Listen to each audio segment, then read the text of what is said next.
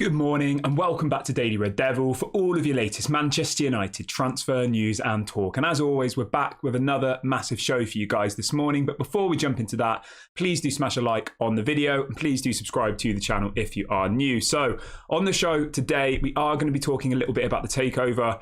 There's been a couple of news stories come out since we spoke last night, which of course we will jump straight on into. We're also going to be talking a little bit about who we can expect to be involved in the game against Brighton on Saturday. We've had a couple of injury concerns over the last 24 hours. We'll be talking about that. Also, we'll be going through this Harry Maguire interview. He's just done an interview after obviously being part of the England setup in the international break. So we're going to go through all of the things that Harry Maguire said, some of them quite interesting. Lots of other things to get into as well. As always, do make sure you get in the comments section. Let me know your thoughts on everything we discuss on today's show.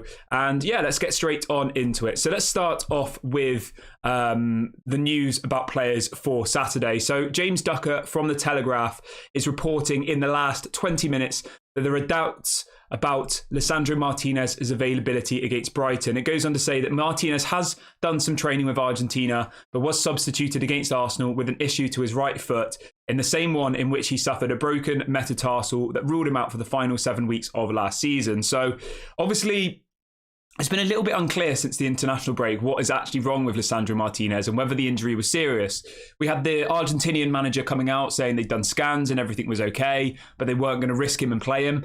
And now we've got James Ducker, obviously quite a well-regarded journalist from The Telegraph, saying that there is doubts about his availability for the game against Brighton on Saturday. Now, what does that mean for Manchester United? Who can we expect to see start the game? Well, obviously, we know that Victor Lindelof's available, so I would imagine that Victor Lindelof will be starting, which is okay. Rafael Varane is injured as well, so I think it's probably going to be Lindelof and Maguire, to be completely honest with you. I think that if there's any doubt in Lisandro Martinez at all, I don't think Erik ten Hag will risk him. I don't think he'll play him in that game because we're only, 4 games into the season? If Lisandro Martinez's metatarsal injury comes back, then he could be out for, 8, 9, 10 weeks. So I think they're going to be very, very careful about this. I know this probably isn't the best news that everybody wants to wake up to, because I know a lot of you really, really like Lisandro Martinez, me included. I think he's an absolute essential part of our defence. I really do. I think he's probably our best defender, I know Varane's world class. I know Varane's won World Cups and all of these things. But when you actually look at it from last season's performances, I think Lisandro Martinez was probably our best defender. Let me know what your thoughts are. Who would you say is Manchester United's best centre-back at the moment? Let me know your thoughts in the comment section. I'm going with Lisandro Martinez. Now, obviously, we can just hope that the injury isn't too serious and we can hope that he is back. Hopefully for the Bayern game, because I think we'll really need him for that match. I don't know. I'm not sure what to think about Maguire for the Brighton game, to be honest. Obviously, it's a bit of a concern, but this is his opportunity. You know what I mean? We've got to have a big squad because we've got probably 70 games we'll play this season. Champions League, FA Cup, League Cup, obviously Premier League. We could be playing up to 70 games this season. And we need every single member of that squad, whether we want them to leave the team or not, whether you want them to be sold, they still need to chip in and they still need to perform. So this is Harry Maguire's chance by the looks of it, because I don't see when he's going to be able to get Premier League game time otherwise, really. As soon as Varane and Martinez are back, he'll go back to the 4th or 5th choice centre-back. So as long as it's not Johnny Evans and Maguire, I can probably just about put up with it. I think Maguire and Lindelof, they were okay under Ollie, weren't they, at points? So we'll have to wait and see. But let me know how big of a blow this is for you guys. Are you really concerned about the Brighton game now, or do you think that Manchester United can still win it? Let me know what your thoughts are. Obviously, we will be talking about Harry Maguire's interview. He's done a big interview. Loads of quotes have come out about that. So we will talk about that in a minute. But yeah, in the meantime, just let me know your thoughts on this update from James Ducker. Right, let's move over to Jadon Sancho really, really quickly then. So obviously, as you guys all know, Manchester United is still in a massive situation with Jadon Sancho. And since we spoke last night, there's a story coming out from Mike Keegan and a couple of other journalists in the UK, ultimately saying that Jadon Sancho and Erik ten Hag haven't been able to sort out their issues, okay? And now Richard Arnold and John Murtough are going to have to step in and try and resolve the situation, which is absolutely mad, isn't it? The fact that, the manager of the club is unable to sort out the situation. The exact quote is this. It says, Manchester United Director of Football, John Murtough, has had to intervene to try and find a resolution between Jadon Sancho and Erik ten Hag.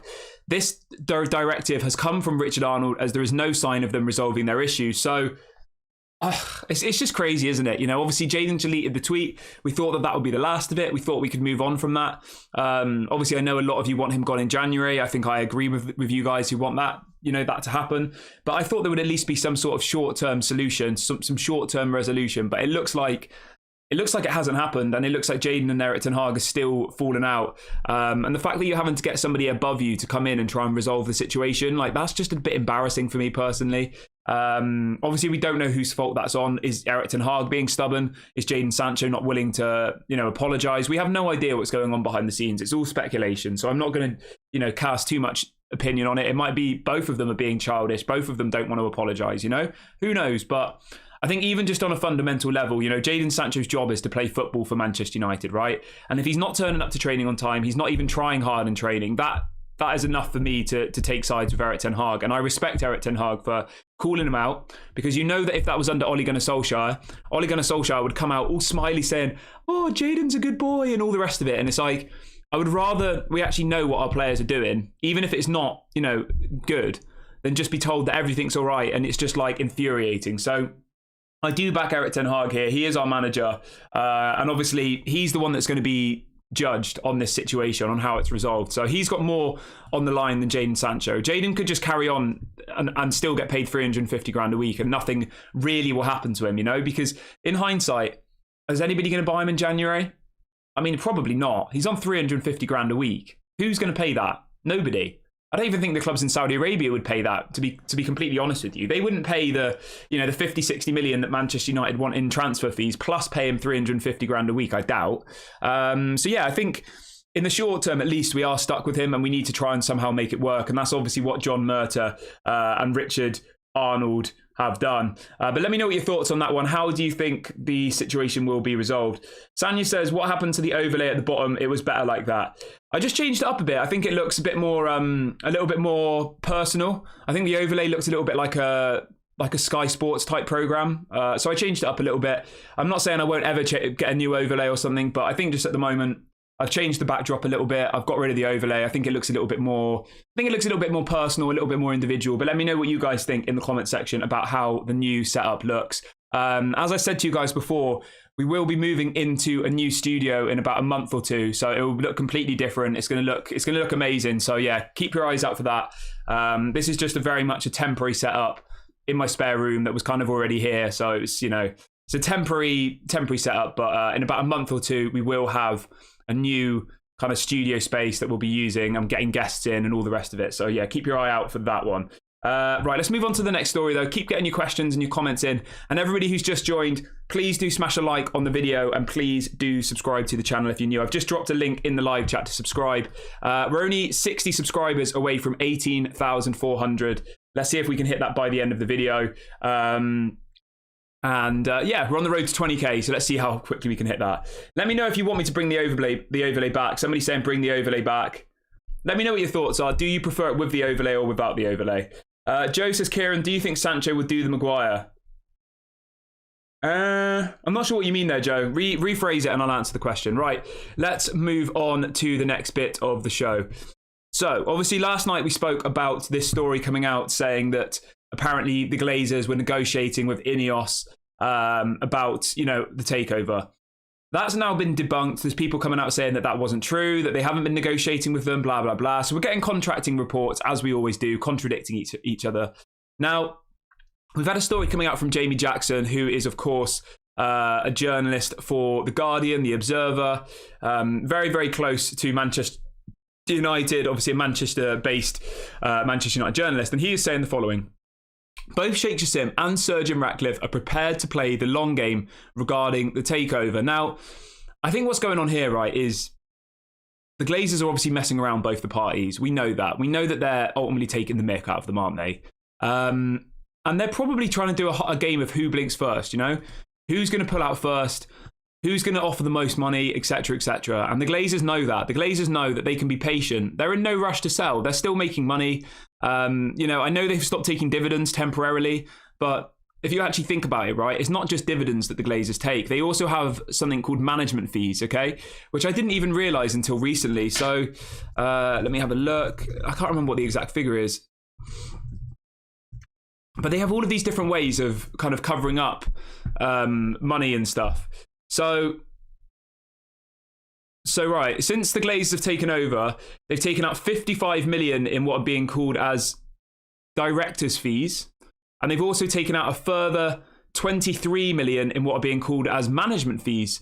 And they've also taken out 154 million pounds in dividends as well. So what I'm trying to say to you guys is, just because they've stopped taking dividends, that doesn't mean that they're not taking out money in other ways. So people saying, oh, they haven't got any money, you know, the dividends have stopped and all the rest of it. They're still doing these management fees. They're still doing these directors' fees. There's all of these different ways that they're still drawing money from the club, which most of us don't really know because it's not really reported in the mainstream media that much. But if you actually look into it and look into all the different ways that the Glazers have taken out money, they are still sitting quite comfortably, and they are still, making a bit of a monthly income from these types of things. But yeah, it's one of those ones where I do think it is now. It's a long game. It's who blinks first. It's, does one of them pull out and then the other one goes and gets the club? Maybe that's what they're trying to wait to happen.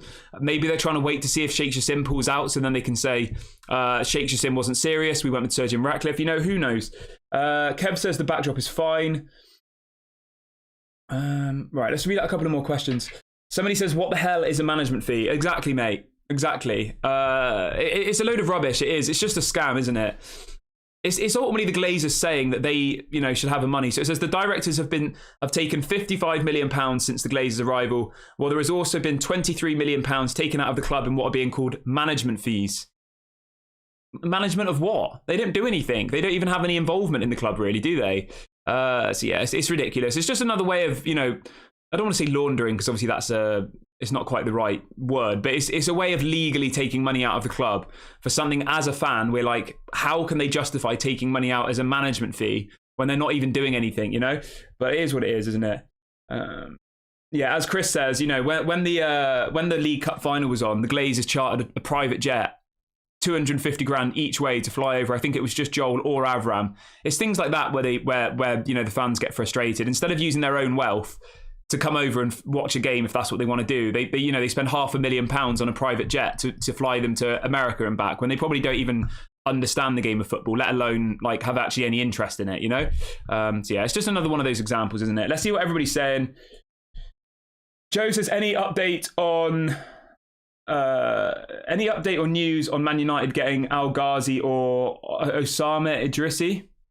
So the El Ghazi story apparently is not fake. There was some truth in it, but apparently it was all coming from the agent side. So El Ghazi's agent was really, really pushing for Manchester United to sign him. Manchester United weren't interested, but obviously it gets put out to the press that Manchester United are interested. It's just a way of the agents trying to get interest in their player, It's a classic tactic. Manchester United get linked to so many players, and 99.9% of the time, it's just the agent trying to get some attention. Now, you know what? Even with Amrabat, I think that was to some extent what happened. I know Manchester United were interested in him, but if it wasn't for Amrabat pushing so hard and for his agent pushing so hard, I don't think we would have ever signed him, But literally every single day for the whole of the summer, you had credible journalists coming out saying, Amrabat's the number one target, Amrabat this, Amrabat that. And it was definitely very much coming from the agent side, I think. Yeah, let's see what else everyone else is saying.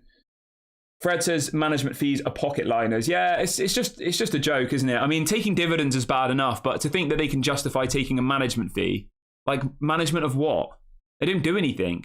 They have no actual impact on the club day to day, So it's just a scam, isn't it? It's just another way of taking money out of the club. Let's see what everyone else is saying.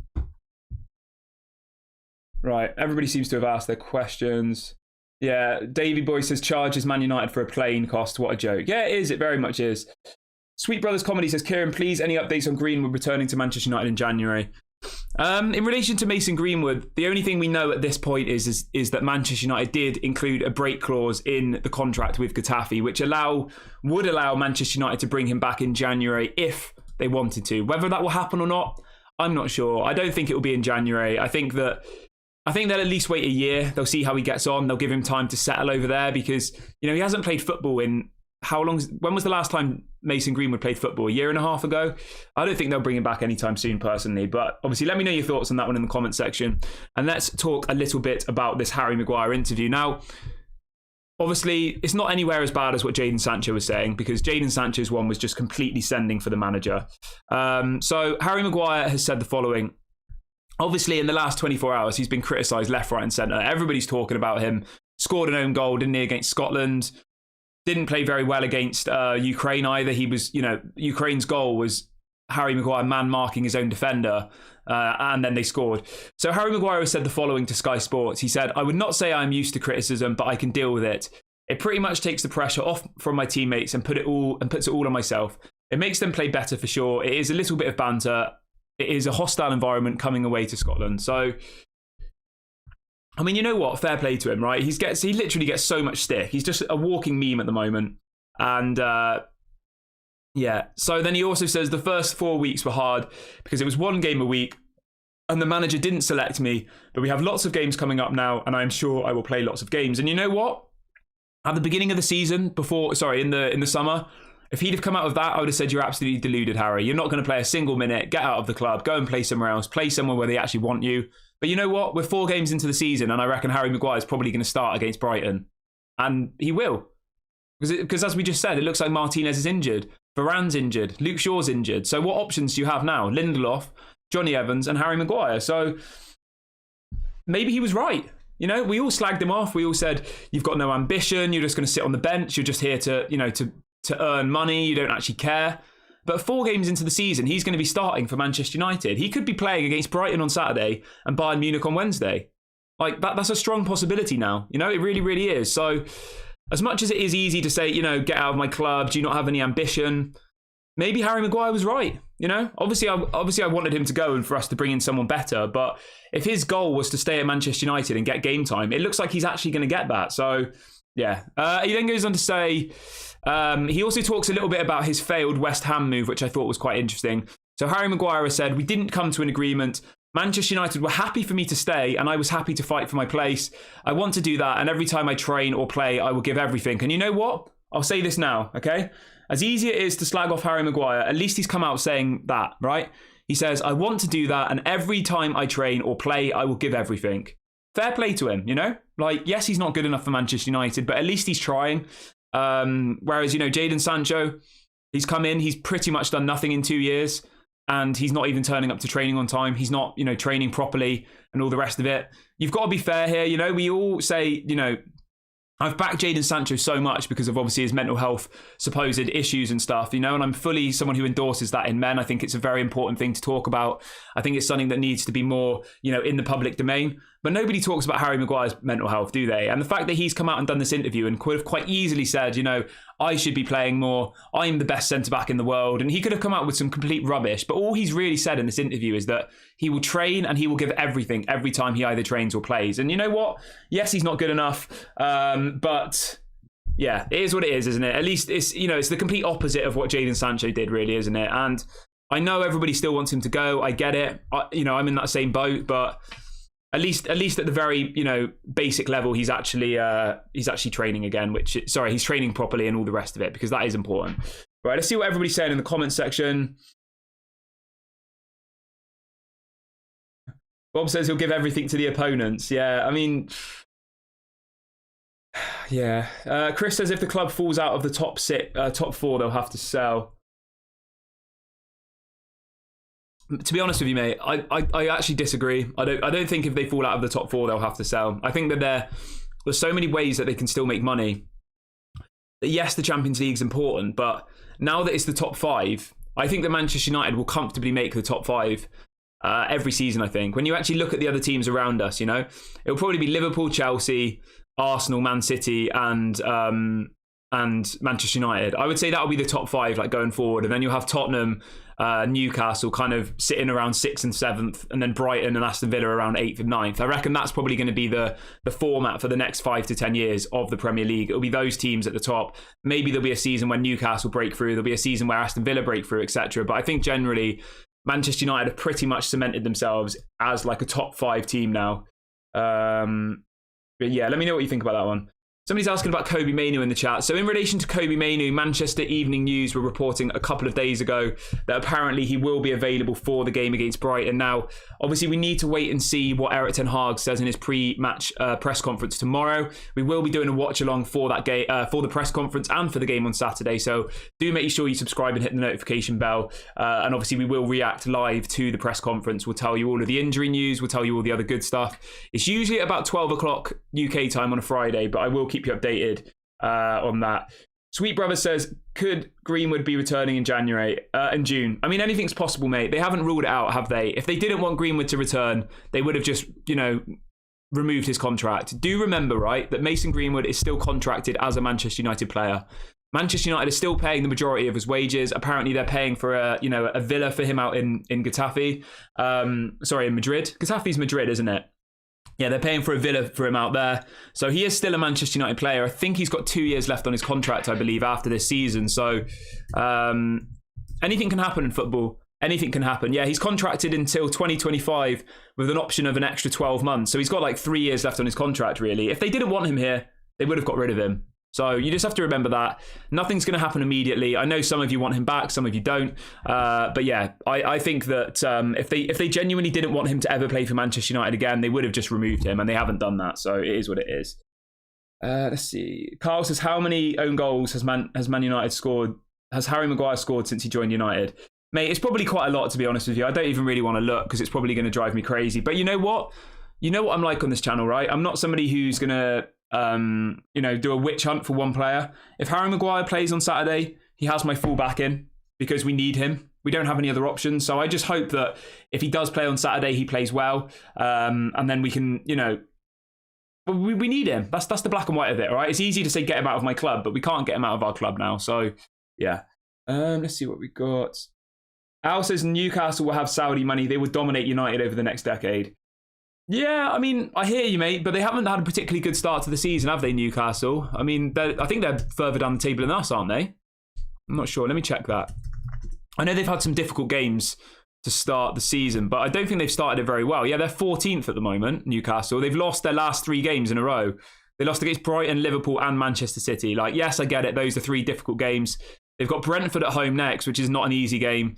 Then they've got Burnley. I mean, I still think Newcastle will do well this season, but they've got 3 points from 4 games so far. So they haven't started particularly well, have they? Somebody says, which software are you streaming with? I use OBS. Carl says, I really think Erik ten Hag should get under 21 centre-back rather than Evans and Maguire. Yeah, mate, I agree with you, to be honest. I think we've got lots of good youth players that should be breaking through into that team. But for whatever reason, doesn't seem to happen. Yeah.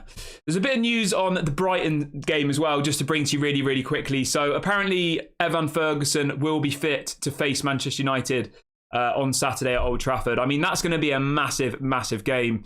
Apparently, he's had a little bit of an injury, but him and Danny Welbeck should be fit to face Manchester United. Let me know what your score predictions are for that game, by the way. Let me know in the comment section below. I think Manchester United are going to win, but I think it's going to be a very, very difficult game. I think it's going to be tight. I think something like 2-1 Manchester United. But let me know what your score predictions are. And just a quick one as well, just to bring into the show, because I love bringing you all these little fun facts and stuff. Today is 60 years to the day since George Best made his debut for Manchester United. So big ups to George Best, absolute legend of a player. Yeah. We have got a bit of more injury news to bring you as well, actually, quickly. So this is coming out from James Ducker again in The Telegraph, who's just put out an article this morning about loads of injuries and things. And he says, Ten Hag hopes to have new signing Sofian Amrabat available to face Brighton at Old Trafford on Saturday, despite the midfielder sitting out of Morocco's recent internationals as an injury precaution. So that's a massive boost, because I really, really do think that we need Sofian Amrabat in these types of games. I think he's the reason, that's the reason we brought him in, because Brighton's midfield is solid. I would say it's probably been better than us for the last 12 months. At least it was last year when they had Moises Caicedo and McAllister. I haven't really watched any Brighton games yet this season. So if anybody in the chat watches any Brighton games, let me know. This will be the first Brighton game I've seen this season, so I'm a little bit unsure what to expect. They beat Newcastle 3-1 in their last game. I mean, they've started the season really well. They've got 3 wins out of 4. They beat Luton 4-1. They beat Wolverhampton 4-1.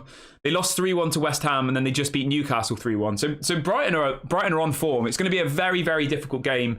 But yeah, I'm still feeling confident. I think our home record is really good. I think we have to win this game. I think that anything other than a win is a massive failure, to be honest, because if we don't win this game, then we'll officially be in a worse points tally now than what we were last season at this point. And we need to just only be better than what we did last season. We can't look at the other teams. We can't compare ourselves to Manchester City, to Arsenal, to the others. We just need to better ourselves on last season. And that's all you can do in football is do it game by game, and just make sure that you're not doing worse than you were last season. And then hopefully you start moving up the pyramid, and before you know it, you'll be kind of up there challenging. That's all we can do at the moment. We can't just go from being like third playing counter-attacking football to being this fluent dominating team in, one season. It just doesn't really work like that. Carl says, I really hope we go for Ferguson in June. Yeah, mate, Evan Ferguson is 100% the priority signing for me. We have had a bit of more updates linking us to Evan Ferguson, but I do just wonder, is that because we're playing Brighton on Saturday? Are the journalists just kind of latching onto that? I probably think so, to be honest. Mike Keegan came out last night saying that Manchester United have been watching Evan Ferguson and monitoring his progress. They are already working 2 windows ahead. So that's a strong incentive there that apparently, United will be looking at Evan Ferguson for the summer next year. The thing that I don't really understand with that, though, is does that mean that it would be either Evan Ferguson or Rasmus Højlund starting? Or do we somehow play 2 strikers? Like, how would that work if we had those 2 players? Let me know what your thoughts are. Is he somebody you would like to see at Manchester United? Do you think he's somebody we will actually get? For me, if he's available and he's someone that's obtainable, I think he's 100% and 10% someone we should buy. Everybody who's just joined in the last couple of minutes, please do go and smash a like on the video. Please do subscribe to the channel. It really, really helps the channel to grow. We're on the road to 20k. We're about 1,500 subscribers away. So let's see how quickly we can hit that. Please do go and subscribe. It doesn't cost any money. It's completely free. So do get involved if you haven't already. We've got about 5 minutes left of the show. So if you have any questions, get them in the live chat. I've got a couple more bits of news to get through, but I will come back to the live chat in a minute. So if you do have, some questions, let me know and I will read them out. Right, where are we?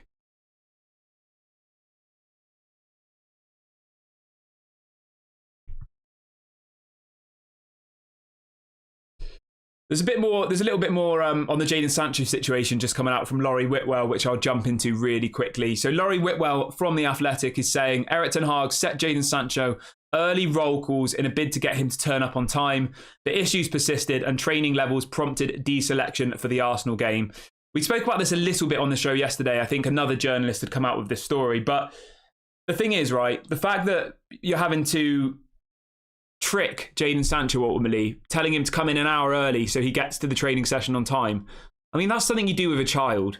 That's not something you do with a 23-year-old adult who's earning 350 grand a week, doing a job that I'm sure any aspiring footballer would literally, dream of doing. I just think that this situation with Sancho needs to be resolved immediately. I really do, because it just gets worse and worse every time I go on Twitter and you see a new story come out.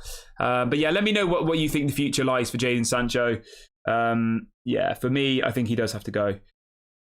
Kevin says, which team did David join? I assume you mean David De Gea.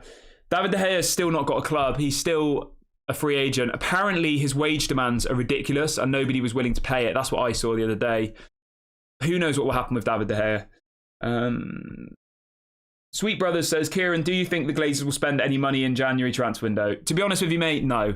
I think if the Glazers are still here in January, they will spend nothing. If they go, which is obviously a possibility, then I think that we will spend money. I do. I think that obviously if Sheikh Jassim clears the debt, I think it was around 40 to 50 million was available immediately through financial fair play. So I think if Qatar come in between now and January, I think we'll spend 50 to 100 million in the January transfer window. If it's the Glazers, I would be very surprised if we spend anything, to be honest. But let me know what you think. Let me know what you think about that one. Somebody says, would you rather have Osimhen or Ferguson? That's a hard question. I'm going to ask that back to the chat. Thank you for that question. If you had to pick between Victor Osimhen, let's give it a bit of context though, because it's a bit of a, we need to give the full picture. So Osimhen's valued at 150 million euros, right, by Napoli. So would you rather have Osimhen for 150 million euros or Evan Ferguson, I think, probably would be 100 million euros. Let me know your thoughts in the comment section.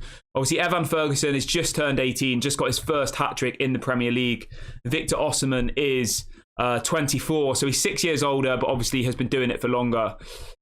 I think my answer is going to shock some people, but I reckon I would go with Evan Ferguson for 100 million. I think, yeah, I just have a really, really good feeling about Evan Ferguson. I think he's going to go on to be one of the best strikers in the Premier League in the next 10 years. He's only 18 years of age. Think about Harry Kane, right? Harry Kane's 30. So Evan Ferguson has got 12 years until he's at the same age as Harry Kane. I think he's going to be one of the best players in the Premier League. Some people saying Ferguson, some people saying Osimhen. It's kind of 50-50 at the moment. Fred says, who's going to be the next statue outside Old Trafford? I'm not too sure, to be honest with you, mate. I'm not sure. I don't know if there is any plans for new statues and stuff. I don't know. Let's have a look. I think we've gone through all of the questions we have. We've gone through all of the topics for the show. So I am going to wrap the video up here, guys. Thank you so much to everyone who has joined us today. Please do make sure to smash a like on the video on your way out. Please do subscribe to the channel if you are new. This has been Daily Red Devil. I've been Kieran, and I'll catch you all later.